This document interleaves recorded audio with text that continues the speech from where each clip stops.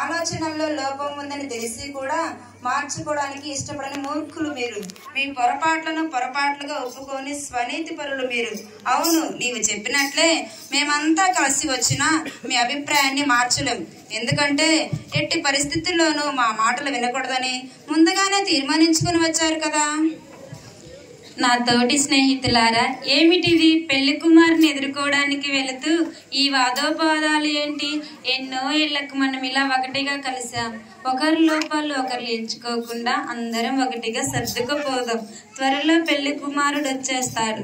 దివిటీలు ఉండడం అసలు ముఖ్యం, కానీ నూనె బుడ్డి తీసుకెళ్లామా లేదా అంత ముఖ్యమేమీ కాదు. ఇలా మాట్లాడి నేను ఎవరి మనసు నొప్పించలేదు కదా.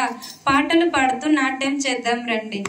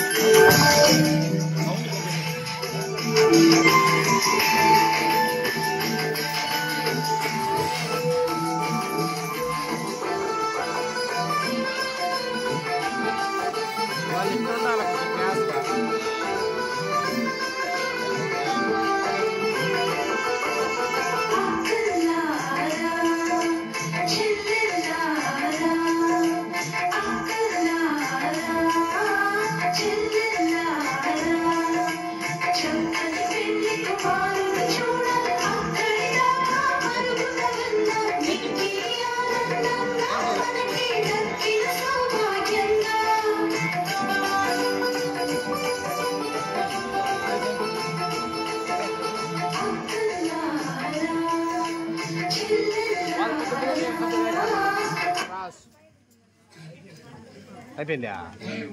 స్కిట్ అయిపోయిందా? అమ్మో, మీరు కొంచెం క్రాస్ గిట్ ఉండండి. కొంచెం ఆడ అటుపక్కలు కొంచెం వాళ్ళు ముందుకు రమ్మను. అది అంతే. చిన్నారి, నువ్వు కొంచెం ముందుకు రండి. ఆహా, ఆటపాటలతో అందరు అలసిపోయారా? ఓ పాప, ఎనికి జరుగు. అది అందరు కాని రావట్లేదు.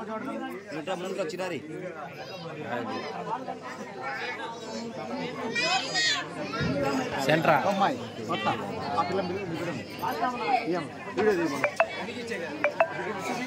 ఆహా, ఆటపాటలతో అందరు అలసిపోయారా? పెళ్లి కుమారుడు రాకముందే ఇలా అలసిపోతే ఆయన వచ్చాక ఏం సంతోషించగలం? అందుకే కొంచెం ఆత్మీయ జ్ఞానం ఉపయోగించమని చెప్తూ ఉంటాను. పెళ్లి కుమారుని ఎదుర్కొనే నిమిత్తం మనం ఎక్కువగా సిద్ధపడటానికి తక్కువగా సిద్ధపడటానికి చాలా తేడా ఉంది. చూడండి, మేము ముందు జాగ్రత్తతో అదనపు నూనె పుట్టిని తీసుకొని వస్తున్నాం. మీరేమో దానికి ఏం పర్వాలేదని అదనపు నూనె లేకుండానే వస్తున్నారు. ముందే గుర్తించిన సమస్యని కప్పిపుచ్చుకునే దానికంటే సమయం ఉన్నప్పుడే దాన్ని పరిష్కరించుకోవడం మంచిది కదా. వందన, సత్యం వేసి దైవ జ్ఞానుల మాట వింటుంటే అంతా నిజం అనిపిస్తుంది. మనం కూడా వాళ్ళలాగా అదనంగా నూనెను తీసుకుపోవడం మంచిదనిపిస్తుంది. అయితే ఆకర్షణ, సప్తవరణ, మధుభాషిని మాటలు వింటుంటే అదనంగా నూనెను తీసుకుపోవడం వ్యర్థమనిపిస్తుంది. అబ్బా, నాకేం అర్థం కావట్లేదు. ఈ ఆలోచనతో సతమతం అయిపోతున్నాను. అయ్యో ద్విమనస్క, మానసిక అనారోగ్యంతో ఉన్నట్లున్నావు. నీకోసం నేను ప్రార్థన చేస్తా. దయచేసి ఒక మంచి నిర్ణయాన్ని త్వరగా తీసుకో. ప్రార్థిత, కాస్త ఆపుతావా నీ ప్రసంగాన్ని? ఆ కనపడిన దేవునికి ఎంత మొరపడితే ఏం లాభం? అదే ఈ కనిపించే మనుషుల సహాయం కోరు. ఒకరు కాకపోయినా మరొకరైనా సహాయం చేస్తారు. ఉదాహరణకు చూసుకుంటే, ఇప్పుడు మనమంతా కలిసి పెళ్లి కుమారుని ఎదుర్కోవడానికి వెళ్తున్నాం. మీరంతా ఏమో దివిటీలతో పాటు నూనె బుడ్డిని కూడా అదనంగా తీసుకెళ్తున్నారు. మేమేమో దివిటీలు ఉంటే చాలు, నూనె బుడ్డి అవసరం లేదు అంటున్నాం. ఇక్కడ తేడా ఏమిటంటే, ఎవరైనా సహాయం చేస్తారనే నమ్మకం మీకు లేకపోవడం వల్ల మీరంతా ప్రత్యేకంగా ఉంటారు. ఎవరితోనూ సహవాసం చేయరు. మాకేదైనా ఆపద వస్తే ఆదుకోవడానికి ఈ లోకమంతా ఉంది. అదే మీకు ఏదైనా ఆపద వస్తే ఆదుకోవడానికి ఎవ్వరూ ఉండరు. ఇదిగో లోకప్రియ, నువ్వు ఈ లోకాన్ని అధికంగా ప్రేమించడం వలన అలా మాట్లాడుతున్నావు. కాబట్టి అదనంగా నూనెను తీసుకెళ్లాలన్న మా సలహా మీకు నచ్చలేదు. సరే, ఎవరికి నచ్చినట్లు వాళ్ళు నిర్ణయాలు తీసుకోండి. చాలే, ఎవరు గొప్ప తేల్చుకుందాం. పెళ్లి కుమారుడు వస్తున్నాడు, రాండి కన్నికలారా రండి. ఆయన ఎదుర్కొనడానికి, ఆయనతో పాటు విందు గృహంలోనికి వెళ్ళడానికి సిద్ధపడండి. అయ్యో, ఇంత ఆకర్షణీయంగా తయారు చేసుకున్నా నా దివిటి వెలగదు కదా. అయ్యో, ఇప్పుడు నేనేం చేయను?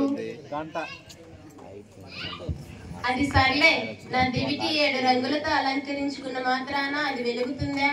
అయ్యో, నేనెంత బుద్ధిహీనురాలిని. వందనా కీర్తన కలిసి ఎంత మంచి ఉచిత సలహా ఇచ్చినా పట్టించుకోలేదు. అయ్యో, ఇప్పుడు ఏం చేయను? మీ సంగతి అలా ఉంచండి. నా పరిస్థితి మరీ ఘోరం. ఇంత కష్టపడి వచ్చి ఇన్ని గంటల పాటు ఎదురు చూసి లోపలికి వెళ్ళలేము. అయ్యయ్యో, ఎంత బుద్ధిహీనంగా ప్రవర్తించాను. మీ అందరికంటే నా పరిస్థితి మరీ ఘోరం. ప్రతి విషయానికి 2 మనసుల మధ్య తడబడే మనిషిని. ఈ మానసిక రోగం నుండి విడుదల పొంది సరైన నిర్ణయాలు తీసుకోవాలంటే దేవుని సన్నిధిలో ప్రార్థించాలని ప్రార్థిత ముందే చెప్పింది. ఆమె చెప్పినట్లే జరుగుతుంది. ఆమె మాటలు కొంచెం వినుంటే ఎంత బాగుండు. ఇప్పుడు తీరిక కూర్చొని బాధపడితే ఏం లాభం? ఆకర్షణ, సప్తవరణ, మధుభాషిణి, ద్విమనస్క ఎందుకు దిగులుగా ఉన్నారు? దివిటీని వెలిగించుకోవడానికి కొంచెం నూనెను అడిగితే ఎవరైనా ఇస్తారు. మీరేం కంగారు పడకండి. నేను ఈ లోకంతో బాగా సహవాసం చేస్తున్నాను కాబట్టి నేను వెళ్ళి నూనెను అడిగితే ఎవరైనా ఇస్తారు. మీరేం కంగారు పడకుండా ఇక్కడే ఉండండి. నేను వెళ్ళి నూనెను తీసుకొని వస్తాను. లోకప్రియ, ఆగుము. రాత్రి వేళ ఏ ప్రమాదమైనా జరగవచ్చు. నాకు మరో ఆలోచన వస్తుంది. ఈ సమయంలో నువ్వు తప్ప నూనెను సంపాదించుకొని పని ఎవరు చేయలేరు. కాబట్టి నువ్వు చెప్పినట్లే నూనెను సంపాదించుకొని రా. అయ్యో ద్విమనస్క, నీ వల్ల మా అందరికి పిచ్చి పట్టేటట్టుంది. ఇప్పుడే వెళ్ళు అన్నావు, మళ్ళీ వద్దంటున్నావు. నువ్వు అలా పక్కనుండు. స్నేహితులారా, మీరైనా చెప్పండి, నేను వెళ్ళి నూనెను తీసుకురావాలా వద్దా? ద్విమనస్కలా కాకుండా ఏదో ఒకటి సరిగ్గా చెప్పండి స్నేహితులారా. లోకప్రియ, కొంచెం శాంతించుము. ఇలాంటి సమయంలో ఒకరినొకరు తిట్టుకోవడం, నిందించుకోవడం చేయకూడదు. నేను మధురంగా మాట్లాడగల చాతుర్యం ఉన్నదాన్ని కాబట్టి నా మాటలు చాతుర్యంతో పని జరిగిస్తా. అదనంగా నూనె తెచ్చుకున్న వారిని అడిగి మన దివిటీలు వెలిగించుకుందాం. మనం కూడా పెళ్లి కుమారుంతో విందు గృహంలోనికి వెళదాం. మధుభాషిని చెప్పిన ఆలోచన చాలా బాగుంది. మధుభాషిని, ఇక ఆలస్యం దేనికి? నీ మధురమైన మాటలతో వెళ్ళి వాళ్ళ దగ్గర నూనె తీసుకురాపో. నీకంతా శుభం కలుగును గాక. మీరు నా మీద నమ్మకం ఉంచినందుకు కృతజ్ఞతలు. నేను వాళ్ళ దగ్గరికి వెళతా. అవసరమైతే సైగ చేస్తా. అప్పుడు మీరు కూడా రండి. తలుపులు కొట్టిన శబ్దం. స్నేహితులారా, మీతో కొంచెం మాట్లాడాలి. ఏం పర్వాలేదు మధుభాషిని, లోపలికి రా. మీరంతా సిద్ధంగా ఉన్నారా?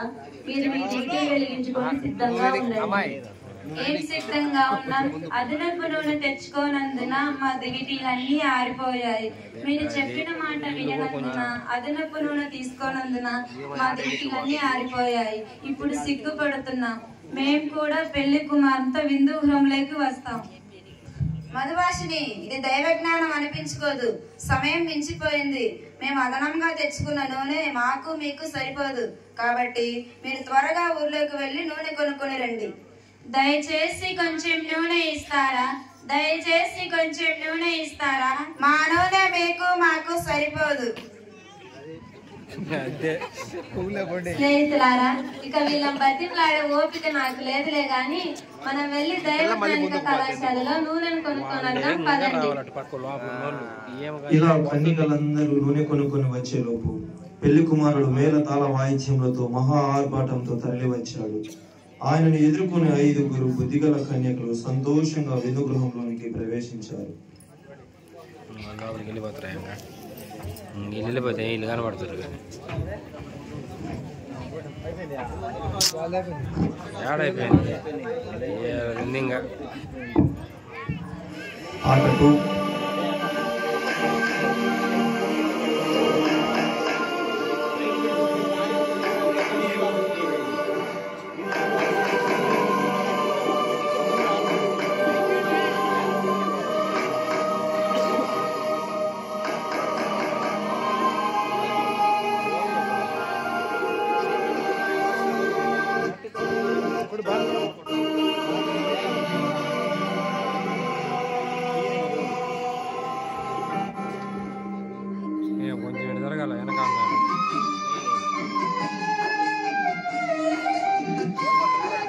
అమ్మాయి నువ్వు ఇట్రా. నువ్వు రమ్మను.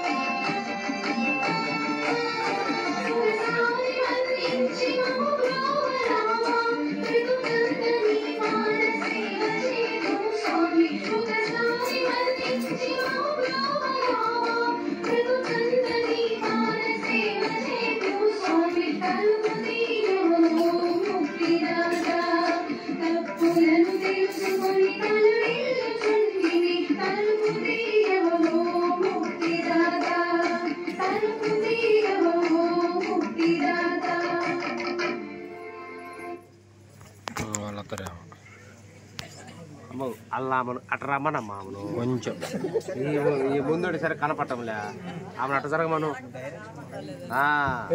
నువ్వు అమ్మాయి పాప నువ్వు కొంచెం ఇటు జరుగు. ఓకే కొంచెం రైట్ అటు జరుగు నువ్వు. జరగదు అమ్మ ఓ గని అలా బుద్ధి లేని కన్యకలు నూనె లేని కారణాల చేత ఆయన విందులో వెళ్ళలేకపోయారు.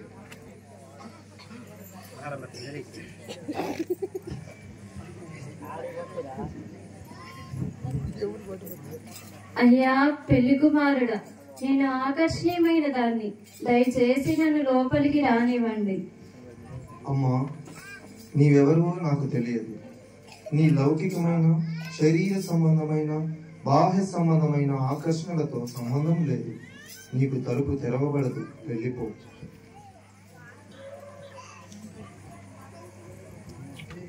అయ్యా పెళ్లి కుమారుడా, నేను సప్తవరణాలు వచ్చాను, తలుపు తెరవండి. అమ్మా, నీ రంగుల లోకానికి గాని నీకు గాని ఇక్కడ చోటు లేదు. నీవెవరివో నాకు తెలియదు, లోపలికి వచ్చే అవకాశమే లేదు.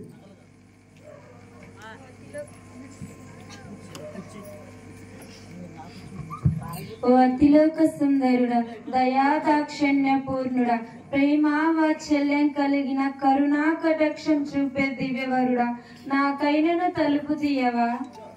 అమ్మా, నీ మధురమైన మాటలు చాలా బాగున్నాయి, కానీ నువ్వెవరివో నాకు తెలియదు. నా విందు గృహంలో నీకు చోటు లేదు, వెళ్ళిపో. అయ్యా పెళ్లి కుమారుడా, ఈ క్షణంలో నాకు లోపలికి రావాలనిపిస్తుంది. నా మనసు మారకముందే తలుపు తీయవా? అమ్మా, నీవు మనస్కురాలువై ఉన్నావు. లోపలికి వచ్చాక మళ్ళీ బయటికి వెళ్ళాలి అంటావు. నీలాంటి మనస్కురాలకి నా విందు గృహంలో చోటు లేదు, వెళ్ళిపో. అయ్యా పెళ్లి కుమారుడా, నేను లోకప్రియనయ్యా. ఈ లోకంలో ఉన్న సమస్తము కంటే నీవే గొప్పవాడవని నాకు ఇప్పుడు అర్థమైందయ్యా. ఇక ఈ లోకాన్ని కాక నిన్నే నమ్ముకుంటానయ్యా. నాకైనను తలుపు తీయవా? నీ విందు గృహంలోనికి నన్నైనను లోనికి రానియవా? నీ పేరు లోకప్రియ అంటున్నావు. నువ్వు ఎవరివో నాకు తెలియదు. వెళ్ళు, ఆ లోకాన్ని ప్రేమిస్తూ ఆ లోకంలోనే నశించు.